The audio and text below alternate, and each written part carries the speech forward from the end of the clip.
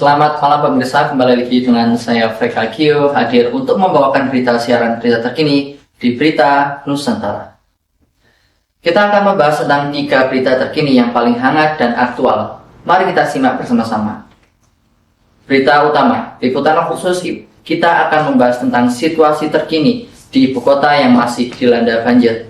Pemerintah setempat telah mengumumkan bahwa jumlah pengungsi terus meningkat dan upaya evakuasi masih berlangsung. Banjir yang melanda ibu kota telah menyebabkan kerugian yang sangat besar, baik dari segi ekonomi maupun sosial. Banyak warga yang terpaksa mengungsi ke tempat-tempat yang lebih aman, meninggalkan rumah dan harta benda mereka. Pemerintah telah mengambil langkah-langkah untuk mengatasi situasi ini, termasuk menyediakan bantuan makanan, air, dan tempat tinggal bagi para pengungsi. Namun, masih banyak warga yang membutuhkan bantuan.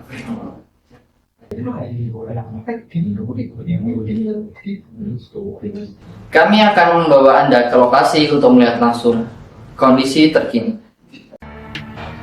Hujan deras yang mengguyur Jakarta sejak Rabu 29 Oktober 2025 sore dan berlanjut pada Kamis 30 Oktober 2025 sore menyebabkan puluhan titik di ibu kota terendam. 1 orang tewas, 1 lainnya luka-luka dan puluhan rukun tetangga terendam air.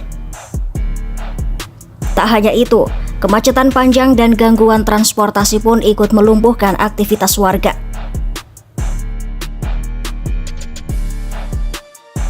Iya, hujan deras kembali mengguyur sebagian besar wilayah Jakarta pada Kamis sore hingga malam hari. Dalam waktu kurang dari 2 jam, air di sejumlah sungai langsung naik.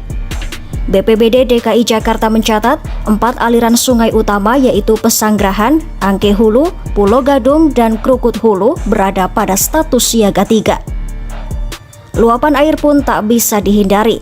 Sedikitnya 35 RT di Jakarta tergenang dengan ketinggian air bervariasi antara 10 hingga 70 cm.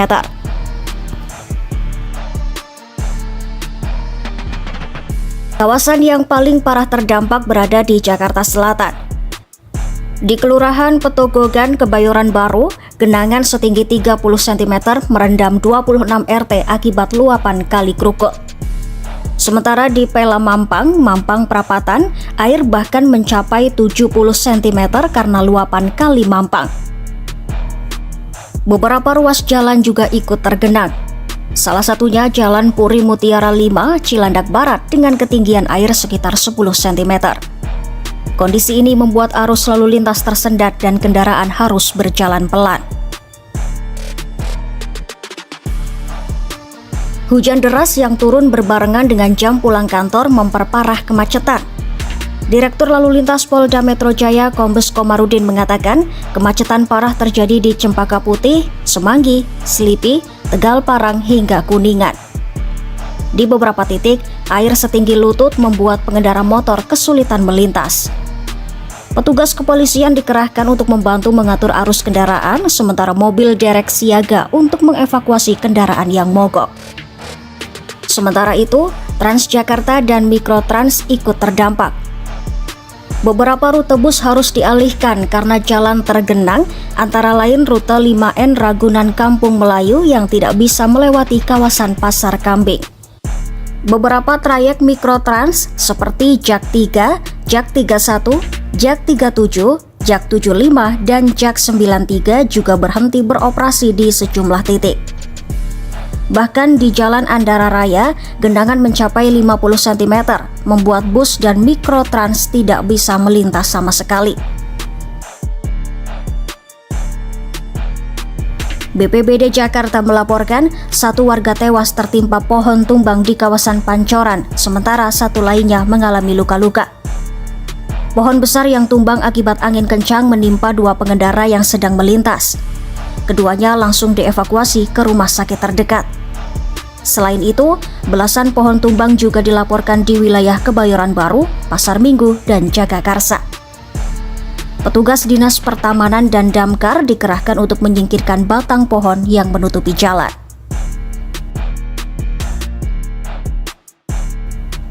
Badan Meteorologi, Klimatologi, dan Geofisika atau BMKG menjelaskan hujan deras kali ini bukan peristiwa biasa. Fenomena Madden-Julian Oscillation sedang aktif di wilayah Jawa, memicu pembentukan awan hujan yang intens. Selain itu, gelombang atmosfer Kelvin dan Rossby juga memperkuat potensi hujan lebat. BMKG menambahkan suhu muka laut di sekitar Jawa dan Banten saat ini lebih hangat dari normal. Akibatnya, uap air yang terbentuk semakin banyak, memperbesar peluang hujan ekstrim. BMKG pun memperingatkan bahwa cuaca ekstrim masih akan terjadi hingga awal November, khususnya di wilayah Jabodetabek. Menanggapi situasi ini, pemerintah Provinsi DKI Jakarta menegaskan sudah menyiapkan sejumlah langkah antisipasi. Kepala Dinas Sumber Daya Air mengatakan 560 pompa stasioner dan 627 pompa mobile telah disiagakan di seluruh wilayah. Selain itu, 3.900 lebih petugas pasukan biru berjaga untuk menangani genangan. Pemprov juga melakukan pengerukan waduk dan sungai serta memperkuat tanggul di daerah rawan banjir. Mereka mendorong warga untuk melaporkan genangan lewat aplikasi Jaki agar bisa ditangani cepat. Selain solusi teknis, Jakarta mulai menerapkan konsep nature-based solution dengan membangun waduk dan embung alami yang berfungsi menyerap air hujan, bukan sekadar menyalurkan ke laut. Iya, banjir kali ini menjadi pengingat bahwa Jakarta masih menghadapi tantangan serius setiap musim hujan. Pemerintah telah menyiapkan langkah antisipasi, namun tanpa kesadaran warga untuk menjaga saluran air dan tidak membuang sampah sembarangan, persoalan banjir akan terus berulang. BMKG pun mengimbau masyarakat untuk tetap waspada, memantau informasi cuaca, dan menghindari perjalanan saat hujan lebat. Berita nasional. Pemerintah telah mengumumkan kebijakan baru untuk meningkatkan perekonomian negara. Kebijakan ini diharapkan dapat meningkatkan pertumbuhan ekonomi dan menciptakan lapangan kerja baru.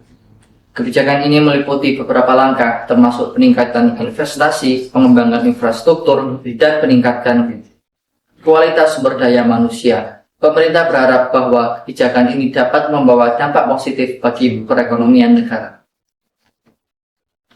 Peningkatan investasi diharapkan dapat meningkatkan produktivitas dan menciptakan lapangan kerja yang baru.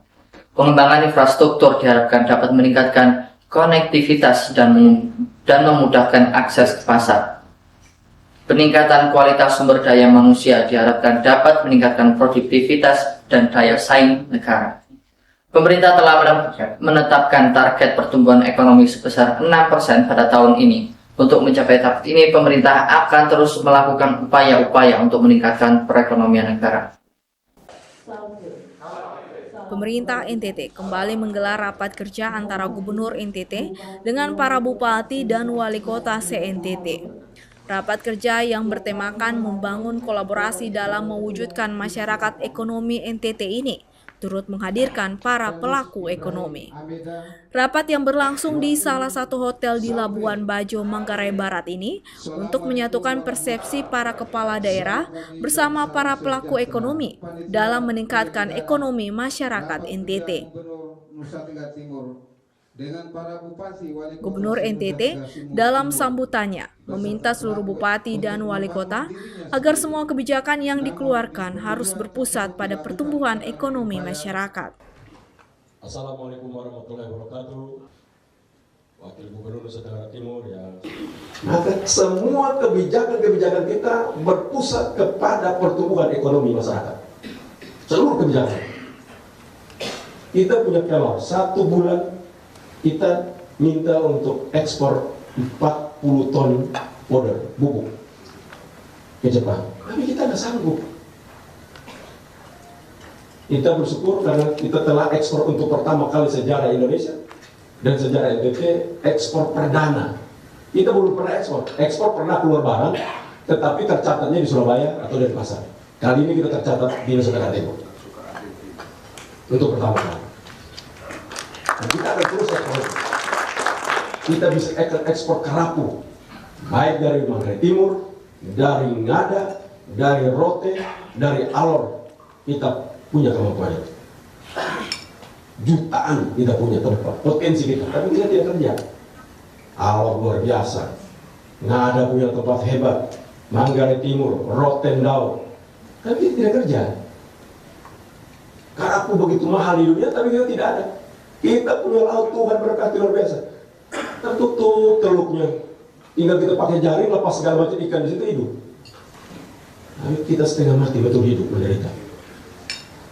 Karena itu saya pikir potensi-potensi ini harus kerja. Begitu pemerintah siapkan benih ikan ditaruh di situ, maka dia sudah langsung bersama-sama dengan pelaku usahanya. Siapa yang ekspor ini barang? Langsung ada orang, oke, begitu kami kerja ini, kamu siap. Itu namanya kolaborasi. Selain itu, untuk mendorong percepatan pertumbuhan ekonomi, para pelaku ekonomi, khususnya lembaga keuangan, harus difungsikan secara maksimal sehingga bisa membantu masyarakat dalam menggali seluruh potensi yang dimiliki. Para pelaku ekonomi juga diminta agar berperan aktif dan profesional dalam melaksanakan tanggung jawab, terutama dalam mengelola potensi yang dihasilkan masyarakat. Dalam rapat kerja ini, para bupati dan wali kota juga memplenokan seluruh potensi yang dimiliki untuk selanjutnya dipetakan sesuai dengan jenis usaha sehingga dapat dikelola secara maksimal. Edi Olin, Kompas TV, Manggarai Barat, Nusa Tenggara Timur.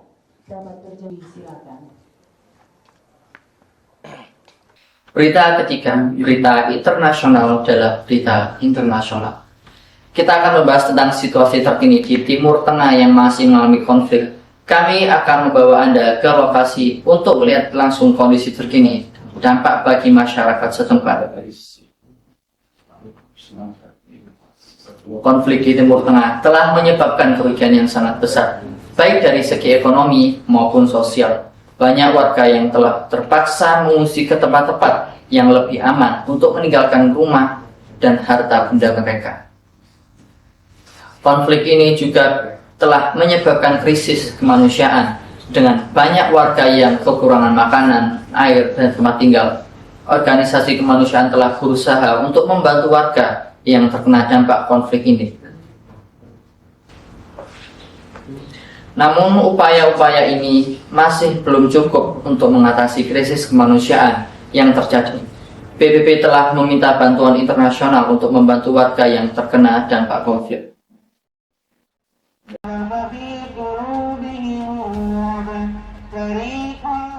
Hamas kembali menegaskan bahwa pembicaraan mengenai gencatan senjata tahap kedua di Gaza tidak akan terjadi selama Israel terus melakukan pelanggaran di lapangan.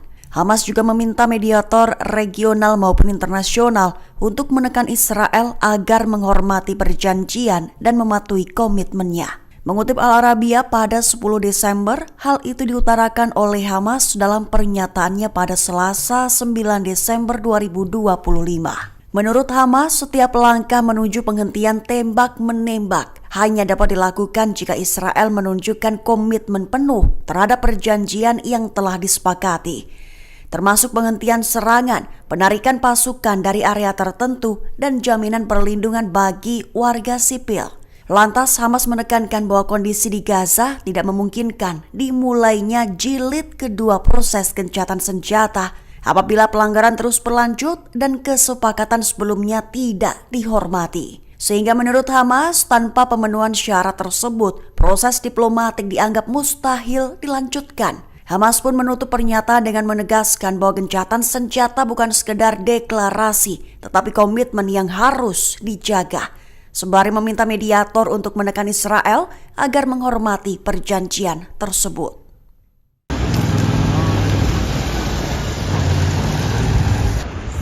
Aksi pasukan IDF menurunkan bendera PBB dari kompleks UNRWA di Yerusalem Timur. Komisaris Jenderalnya Filipe Lazzarini menekankan bahwa kemudian pasukan IDF itu mengibarkan benderanya, bendera Israel. Mengutip Tribun News pada 10 Desember, hal itu diutarakan oleh Lazzarini dalam postingannya di X. Dia menjelaskan bahwa Israel telah melakukan penyerbuan dan mengambil alih kendali, juga mengabaikan kewajiban berdasarkan piagam PBB dan konvensi hak istimewa dan kekebalan PBB secara sengaja dan terang-terangan mengikis hukum internasional. Mengingat mereka juga mengganti bendera PBB dengan bendera Israel secara paksa. Lebih dari itu, Lazzarini menegaskan bahwa hal tersebut merupakan aksi Israel yang seharusnya menjadi peringatan. Memperingatkan bahwa apa yang menimpa UNRWA hari ini bisa saja terjadi pada organisasi internasional atau misi diplomatik lain di berbagai belahan dunia. Serta menegaskan bahwa hukum internasional telah terlalu lama diserang dan kondisi itu harus segera diakhiri.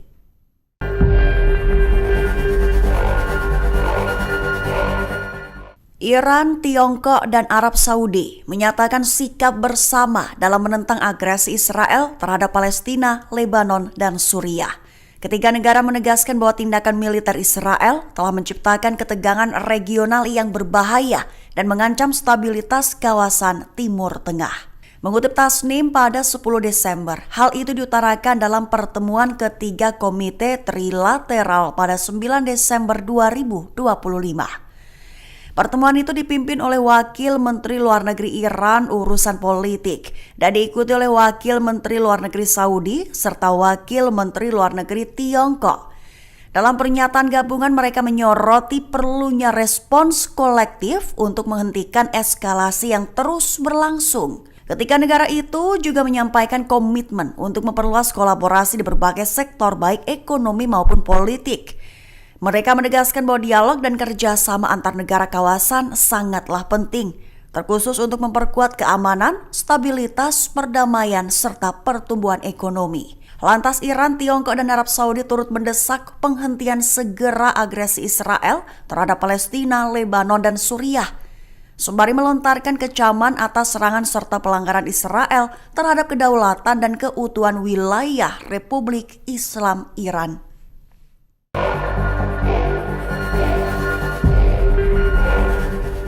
Hamas disebut telah kembali turun ke jalan, mengisi kekosongan dengan cepat dan telah membangun kembali kekuatan di zona jalur Gaza.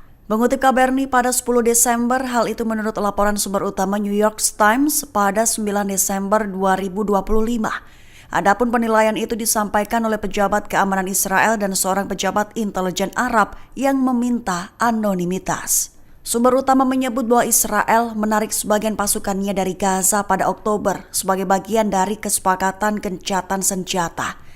Setelah penarikan itu, Hamas dengan cepat bergerak untuk mengisi kekosongan yang ditinggalkan, juga diklaim terus memperkuat posisinya dari waktu ke waktu. Sumber utama juga melaporkan bahwa Hamas kembali turun ke jalan, mengerahkan polisi, menindak pihak yang dianggap pengkhianat, dan diduga mengenakan biaya pada barang impor mahal. Namun pemerintah Gaza sendiri membantah adanya pungutan tersebut. Sehingga surat kabar itu menyimpulkan bahwa meski banyak pemimpin dan pejuang Hamas tewas, persenjataan melemah, dan wilayah yang mereka kuasai tinggal kurang dari setengah Gaza, namun Hamas tetap berhasil memulihkan. Itulah berita terkini yang dapat kami sampaikan di Berita Nusantara. Terima kasih telah menonton, sampai jumpa di siaran berikutnya.